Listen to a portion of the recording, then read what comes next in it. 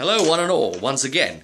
We had to break there, even though I didn't want to. My phone decided to stop recording as I had a call suddenly come in. And very, very annoying. You know, who'd have thought, this is a phone and not a camera device. It takes precedent on phone calls. Why would a phone do that? But I would actually like to set it so it doesn't. Thank you very much. So that's why this is seemingly split into two videos. Unless someone else tries ringing me, in which case there'd be then three. Should we continue with the Blood Apostle fight? Yeah, let's do that. So they're in the crypt. They're fighting that, alright? And, back in the old days I would have spliced those two bits together, wouldn't I, edited? But you're getting the raw these days, raw Rob. I'm getting a raw deal as well from my Apple Mac, I'll tell you. Amelia got to the point where it was going to be one more serious round of damage from the Cardinal was going to take Amelia out. But she got lucky. It rolled low on its damage. And, she's really good at... she's got a great defense thing going up. And, she takes her defensive stance type dealy-doos and makes herself very difficult to hit. And then, obviously she's in heavy plate armor as well. So if it does do like, say, 20 damage or something, it's all good. And she's also got the armor mastery, so that when things are penetrating, they count only as piercing. Well, anyway, the creature was finally felled, and Costello managed to get the other two to snap out of it straight away. And it was there lying on the ground, and Amelia said, "Look, I'm not going to let this thing live long enough to even interrogate it. It's too dangerous." So she finished it. And it bubbled and turned to liquid, and its blade turned to liquid, the blade of ancestors. That was an awful thing. That went into Amelia, and it felt like its blood poisoned her. The blood, because its own handle was weaponized, and it was cutting its own palm with the sword. And its own blood was running down the sword and then inflicting wounds on Amelia. So that's really not good. But it was impressed with her enough that it didn't just fight with fingernails, It switched to the blade of the ancestors. And it did the old sort of anime line, I haven't had to draw this sword for so many years that I can't remember.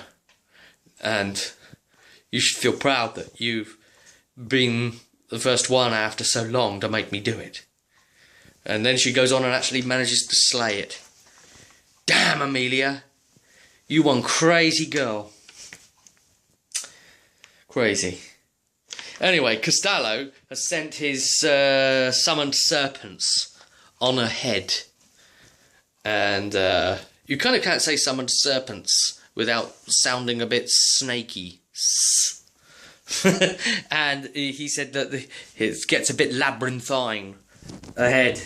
So they make their way off ahead, and they come to some nasty places and dead bodies and stuff, and there's like, no, leave the dead bodies alone, and they end up in a maze. So there's just turnings and things everywhere, and they're just going about, and there's a kind of rhyme and reason to it. Amelia decides we're going to try and push north and west. We're going to try and keep to that kind of scheme, but mostly north. Then she got to a certain point. Then she came around south and then worked her way up around another way. Then came up north again. Found a secret door. Came through the secret door. Pushed on. Came to a small little opening. Climbed in through the opening. She and the two Templars and Costello. And they came upon a situation. Oh, I should point out, no, it wasn't the two Templars. I should point this out. Once they got to the crypt room, I got thrown off by that damn recording stopping on me.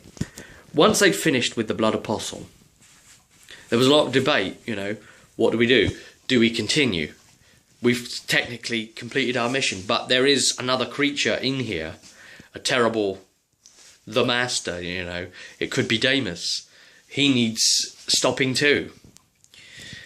And of course there's the small matter of his treasure as well, which would be nice, but mainly stopping him would be good. So, anyway, Amelia said, well, do you know what? You can... Interactive dog leaves. Amelia says, you two Templars leave. She considered going, but she popped all of her potions, got her health back up, did a bit of bandaging. Costello tried to, pull his head back together again, and she said, look, I'm strong enough to carry on, so I will carry on. And so you two Templars leave. One of you go back to Lady Baranti, tell her what's happened, update her on where we're at. And to the other Templar, go back to the Chantry and inform them what we've done with the Blood Apostle, if I don't make it out of here. So, yeah, she's actually ordered them. She said, I'm not losing any more Templars this day. So she ordered them back. So it is just now Amelia and Costello in this sort of after the Blood Apostle Cardinal from there on. So, yeah, they make their way through this small little opening, crawl under, into a massive cavern, the biggest cavern of the place. And, of course, what's in here? What attacks them? It is a great, big, mature dragon thrall. And Amelia and Costello are alone against it. And let me say that this was really severe. Okay? It got to... Costello was putting some beautiful damage on it. He was sacrificing his own health, of course, to do his empowered lance. That's the way he works, by sacrificing health. He's very much a sort of like, wow, warlock type of thing. Interactive dog is now laying at my feet. Hello, dog. He's got a bit of a red eye because he tried putting his eye into a paint pot. You know the old thing with the telescope? And you ended up with a black eye? He put his eye around a paint pot. He shouldn't have been looking. So that's, at the moment, I'm calling him Ziggy Stardog. I wiped off some of that, but got to try and get the rest off. It's not coming off too easily. Surprising that, isn't it? Silly dog. Silly doggy. Ozzy? You silly doggy? Aren't you? Anyway. So they take on a mature dragon thrall. Now this is a type of dragon that has contracted the blight and become a ghoul dragon, effectively. A blighted dragon, but it's not an archdemon. Okay, so you imagine something along those lines, like you'd see like a blight wolf or something, but this is a blight dragon. Okay, so this thrall thing, this is a deadly proposition for Amelia and Costello to take on, and Amelia's really taking a kicking at this point. Costello, he's got his life ward thing, he's managed to stick up on himself. The way we've done this, on Costello's specialisation, because he is a priest of Yig, and it's the Jade Serpent that hands him his specialisation, that which he carries as a backpack with some leather straps, affixing it to him. It gives him these powers, so at levels 6, 8 and 10, and so he's got the up to 3d6 heal a day, he's got the revive thing that he got at 8, and he's now got the life ward type spell thing, and he can cast that. Again, it's mana free. He doesn't have mana. He's a priest. He can cast that up to 3 times a day. And the way it works is it needs to cast a target number 13 willpower faith to get the first one off in a day. If he wants to do it again, then it's a... Oh, what was it? What was it? 17? Something like that? And then the last one, something like 21. So you can do that up to 3 times. But it gets harder as it goes. But, as soon as he fails one, He locks them all out, all the potential ones for that day. They're all locked down. So it's kind of interesting. Yeah, Costello really always has been his own person with unique abilities. You know, just going out there bravely. It's like he can do things, he can do his own things, and that's that. So yeah, Costello is actually played by Laurie. So Laurie is two-manning it, you know. It's Laurie and Laurie. Laurie again, you know. Laurie rolling the group there. I'm completing your dungeon and getting your experience. I'm Laurie Cat. And this thaw was bad news. I mean, there was a few periods where it took off and started flaming them. And that was kind of a scary situation. And Costello was down. I mean, he tried to preserve his own life with his life ward. But even that wasn't enough. I mean, the flame and the tail whip and the stuff that it was putting out, it knocked him down and he was fading. Costello was fading out and Amelia tried running to Costello to help him. But the problem is, her cunning is like -2. Now, there's a warning to you min-maxers out there that you will struggle with certain areas if you do this. And this was happening with Amelia. Even though she's not a points build, but you know, still. You level as you go, don't you? And yeah. She couldn't heal him. She could not heal him to save his life. And he's still, you know, bleeding out, fading from this world. And you know, she's trying to protect him by putting her shield up and kneeling down at him, and there's flame coming in and licking up around them, and he's like trying to hold that position. And then Amelia decides, right, I'm going to try and finish this thing and go all out. Costello's done a good heap of damage on it, but I need to kill this thing before Costello dies. So we got to go. I'm not going to be able to heal him under these conditions. So she goes after the dragon and hopes he can hold on. And you know, Costello's on the edge of life now at this point. You know, he's like half into the fade, half not. He's off having his own adventure in some way. Something's going on with him. And the fight is vicious, and Amelia really thinks she's had it, basically, that she's not going to make it, and the thing comes down and clamps its jaws shut around Amelia and holds her there in position. Not like the high dragons where they grab you and toss you up into the air and bite, but came down like an Iron Maiden and held him in place and was just biting and trying to break through that armour. Trying to crack him like a nutcracker with a Brazil nut. Yeah, and Amelia's taking a heap of damage from that, just masses of damage, and is like penetrating.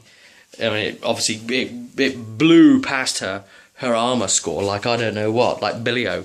And don't know why I'm walking over there. There's too much light over there, too much sun, Zors. And it was getting right down to the wire. Could she do it? Could she cope? And I tell you, it came down to the last roll, where the dragon had a little bit of health left, and Amelia had a little bit of health left. This was much closer than the cardinal. I don't know what it is. Amelia's guarded by the Maker himself, or what it is. But that dragon went down, and Amelia almost collapsed in a state, but got over to Costello and finally got a heal off. After wasting loads and loads of medical supplies trying to save him in time. Just about, but you know, at what cost? What's happened to Costello during his time away from the world? And though it might have been short to us, it might have felt like several lifetimes to him. And that sort of badness. So there's probably something to speak of there. But there they are, the dead, mature dragon thrall. And Amelia says, well, now I can tell Tanador that I actually have had a dragon and we've two-manned him. Or at least one man, one womaned him. Not quite so catchy, is it? You couldn't really say two-girled him, because then that starts sounding like a different kind of performance. Right, so anyway, so I'm just like thinking of the dragon now, because actually it's not him, because it's a her. So it would actually be 3. Okay, stop. Stop now with that. This is what happens when you talk about dragons sexually and you start winging it. Okay, stop with the puns as well, Robert, stop. So, they're in there, and Amelia was saying, well, maybe I should take some of this dragon bone. Costello said, it's not wise. Not really very wise, because it is tainted. If you want to take that, then you're probably exposing us terribly to it. By the way, when the dragon died, and it split open, blood went everywhere, all over Amelia. That's not great. So Amelia's been exposed to more taint. She's resisted the effects again. But the thing that's really worrying me is, what about that cardinal blood that entered her bloodstream? I don't like it. But there they are, knackered after the dragon fight. And they decide, what are we going to do? And they're looking at it, and they're tired, and they're heaving. And Amelia says, well, I can't heal myself back up again properly. Costello manages to patch her up somewhat. He can barely patch himself up now, though. And they decide, do you know what I'm going to do? I think we're going to finish this. I can see that this place is nearly finished. I mean, they are just one room away, basically, from the Warlock. And Amelia's not full health. And there's no way of really healing now mid-battle. No potions left. Are they going to go for it? Well, that's where the session ended, with that question mark. But I think she is. I think she's going for it. Her and Costello are going for it. Oh my God. Trying to take up the Warlock on, who is fresh. Them, not fresh. Only 2 of them. If Amelia can finish this fight and beat the Warlock, I will be so impressed. I mean, if the dice really go her way completely and she manages to do it right under my nose, something that should be seemingly impossible now, to complete the whole dungeon, then I think there would actually be something beyond the terms of gaming about Amelia, that there would be something actually very powerful and blessed in her. You know, the gaming gods would have blessed her in some way, that she would have been, you know, in RPG terms, you could probably give her a sainthood, you know. So, anyway, if she goes for it, and I think she is, we're going to see something very interesting. Could this be the end of Amelia? Could this be the end of Costello? Could it be anywhere? I mean, he's got the taint now, right? And Amelia's pushing in.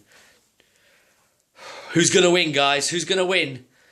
A wounded Amelia and Costello, one room away from Zagor, and they're going up against him. Who's your money on, everybody? It's going to go down soon. And when it does, I'll see you at the table.